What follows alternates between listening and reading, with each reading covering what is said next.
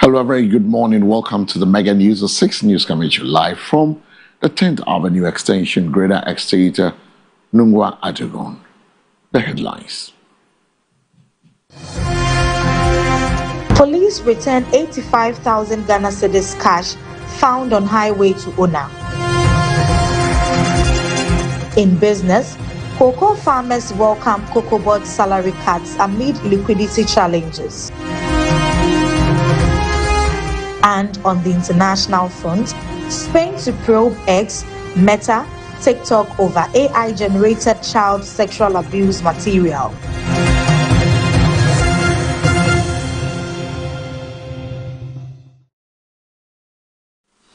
My name is El Samuels. The news is also live on all our social media handles, MBN360. The Bono East Regional Police Command has returned a bag containing 85,000 Ghana cedis to its owner after it was found abandoned on the Techiman-Kumasi Highway.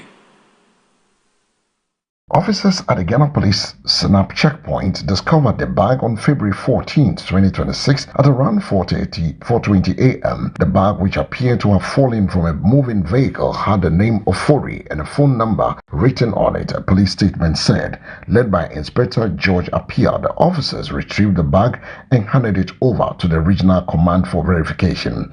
Police contracted the number on the bag and reached 53-year-old businessman Stephen Ofori from Ashtown, Kumasi, who confirmed it was his. Ofori explained the money, 85,000, was being transported from GCB Bangwa to Kumasi via a commercial vehicle.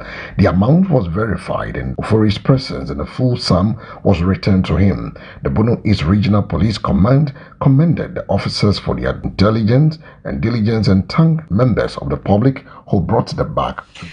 The police have rearrested Abdul Aziz Idrisu, also known as Ugazi, a 35-year-old suspect linked to the killing of a police officer in the Karaminga police barrier in the Upper East region. The suspect was apprehended at 12:30 a.m. on February 17, 2026 during a joint intelligence-led operation by officers from the National Police Intelligence Directorate in Accra and the Upper East Regional Police Intelligence Department. He was arrested at his hideout in Palugu, a suburb of Bogatanga. Idrisu had been on a police wanted list in connection with an attack on officers at the Karimanga police barrier on December 29, 2025. During the incident, General Constable Seth Opon Domna was shot and killed, whilst two others, General Corporal Nyeku Charles and General Corporal Abu Moro, sustained fatal injuries. Police sources indicated that the suspect is believed to be affiliated with one of the feuding factions in the protracted Boko conflict. Intelligence gathers suggest he played an active role in the violence that has plagued the area. A preliminary search of 3 mobile phones retrieved from the suspect reportedly revealed materials linking him and other suspects still at large to violent activities in Boko. Investigators says the devices contain videos and voice audio recordings, including footage of the suspected displaying several AK-47 assault rifle and pistols at the location believed to be within the Boko. According to investigators, an audio message extracted from the phones allegedly captured the suspect requesting additional arms and ammunition to support efforts by one faction in the ongoing conflict. Further intelligence suggested the suspect and other individuals identified only as Mark, who remains at large, may have been involved in the importation of weapons and ammunition into Boko after December 29th attack. Idrisu reportedly went into hiding until the police traced him to his location, Palugu, and affected his arrest. He is currently in police custody assisting with investigation whilst efforts are underway to apprehend his alleged accomplices. The President, John Dramani Mahama, has expressed deep regret over the killing of Ghanaian tomato traders in the northern Burkina Faso, describing the incidents as troubling indicator of rising insecurity in the sub-region. At least 7 Ghanaian traders were killed in a terrorist attack on Saturday, February 14th. The bodies of the deceased have since been buried by Burkina Faso authorities, with approval from the government of Ghana. DNA samples were taken before the burial to ensure proper identification and notify families. Speaking at the Ghana Tree Crop Investment Summit in Accra on Tuesday, February 17th, the President, Mahama, highlighted the dangers faced by cross-border traders and the broader threat that regional instability poses to economic and social integration. And he said, unfortunately, we lost a number of our compatriots. Thankfully, there are few survivors. The Ghana Army is arranging to medevac them from Burkina Faso, that those who are injured can continue to receive treatment here in Ghana. On behalf of the government and the people, we express our condolences to the families of those who were either killed or injured, he said, extending sympathy and support to the affected families. Now, away from that sad story, you go to the business desk where stakeholders within the cocoa value chain has welcomed the pay cut imposed on staff of the Ghana Cocoa Board. Executives of Cocoa Board have accepted a 20% cut, while senior staff will take 10% reduction for the remainder of the crop year. Speaking to City News, the president of the Ghana National Association of Cocoa Farmers, Stevenson Anani Boateng, said the decision is in the right call. The executive management and the senior staff of the Ghana Cocoa Board, in a press release dated Monday, February 16, 2026, announced salary reductions in response to ongoing liquidity challenges within the cocoa sector. Cocoa Board announced that the pay cut takes immediate effect and will remain in place for the remainder of the 2025-26 crop year. The move forms part of a broader cost containment measures aimed at aligning expenditure with revenue. Management indicated that additional steps, including procurement reforms and a staff rationalization exercise, are being implemented to stabilize the board's finance. Now we do some international stories where the Spanish government has ordered the prosecutors to investigate a social media platform X Meta and TikTok for allegedly spreading AI-generated child sexual abuse materials, the Prime Minister Pedro Sanchez said on Tuesday. The announcement comes as European regulators are cracking down on big tech companies alleging the prevalence of abusive practices on online platforms, ranging from anti-competitive behavior in digital advertising on deliberate design of addictive features on social media. The three companies named by Sanchez did not immediately respond to emailed requests for comment. These platforms are undermining the mental health, dignity and rights of our children, Sanchez wrote on his X account. The state cannot allow this.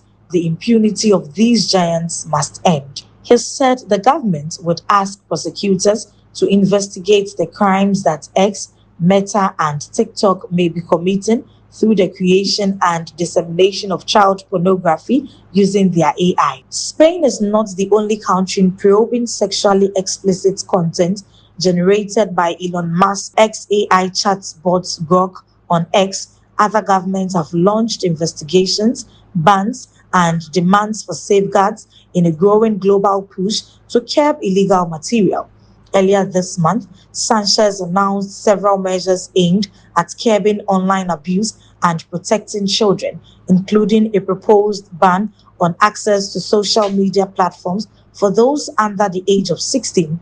On the same day, French police raided the offices of Musk's X, and prosecutors ordered the tech billionaire to face questions in a widening investigation amid growing scrutiny of the platform by authorities across Europe.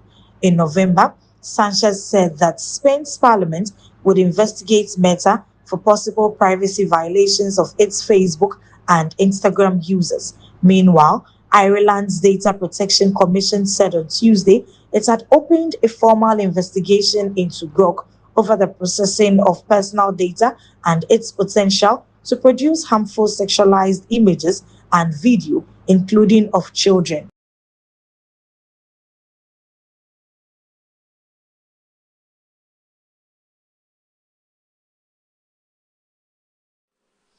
Away from the international front now, let's turn our attention to go To the weather, bringing the weather unit update from the MBN Weather Center, brought to you in association with the Ghana Meteorological Agency for the next 24 hours.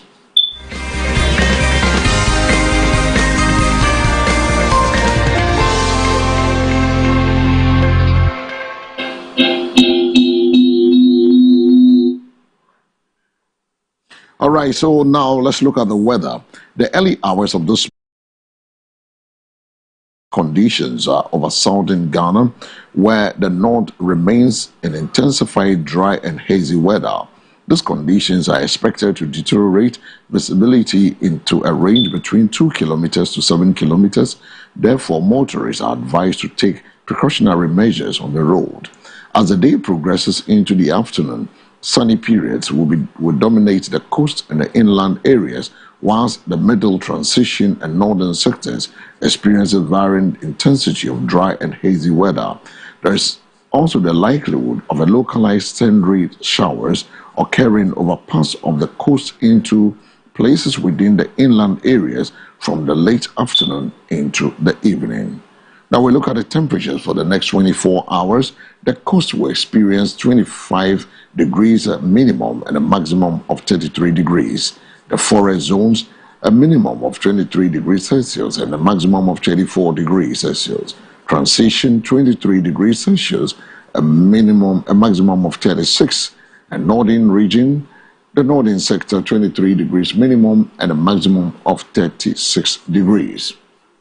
And that does it for this morning's weather update, brought to you in association with the Ghana Meteorological Agency from the MBN Weather Center.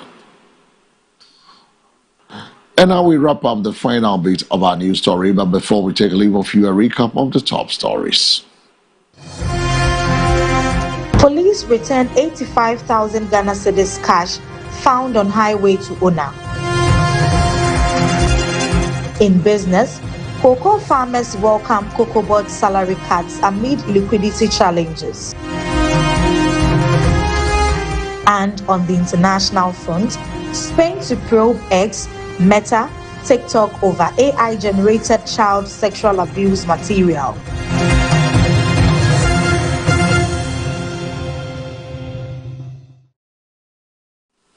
And so this is how we wrap up this morning's Mega News. At 6 for more news, log on to MBN 360. And also say thank you to all our viewers across the world via our social media handles, MBN 360. We'll be back with more news. Coming up is a sports update. Stay with us.